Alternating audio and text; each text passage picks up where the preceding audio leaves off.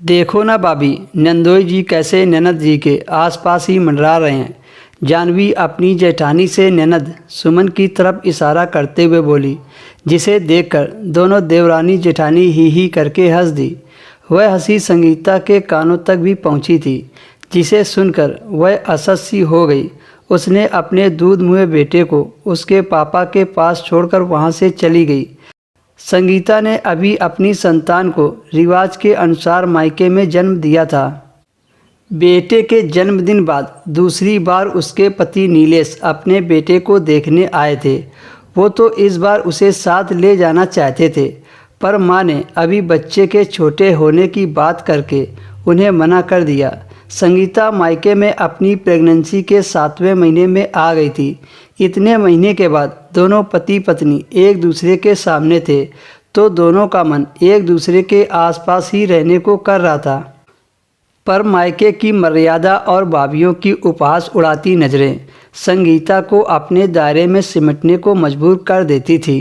नीलेश जब दूसरे दिन जाने की बात करने लगे तो संगीता का मन उन्हें एक बार जोर से गले लगाने को बेचैन हो गया था।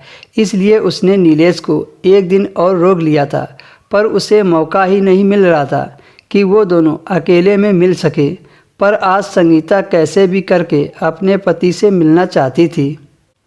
तो जैसे ही बेटा सोया, उसे माँ के पास लिटाकर कपड़े सुखाने के बहाने वो छत पर चली गई और वहीं से फ़ोन करके उसने नीलेश को भी बुला लिया था।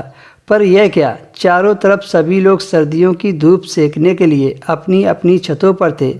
वैसे तो सभी अपने आप में व्यस्त थे और छत पर चारों तरफ बाउंड्री थी, पर पति देव के छत पर आते ही उसे ऐसा लगने लगा था कि सब लोग उसी को देख रहे हैं। तो वह उन सभी की नज़रों से बचने के लिए अपनी छत पर बनी बड़ी सी दीवार के पीछे छिप गई और धीरे से नीलेश को भी बुला लिया। इतने महीनों बाद एक दूसरे का सानिध्य पाकर दोनों हाथों में हाथ लेकर एक दूसरे के आंखों में ऐसे खो गए मानो जैसे कोई गहरा सपना देख रहा हो। उन्हें पता ही नहीं चला कि कब दोनों भाभी ऊपर आकर उनके ऊपर हंस रही थी। हंसने की आवाज़ जब दोनों के कानों में पड़ी तो दोस्तों, इसके आगे की स्टोरी आपको अगले वीडियो में शेयर की जाएगी।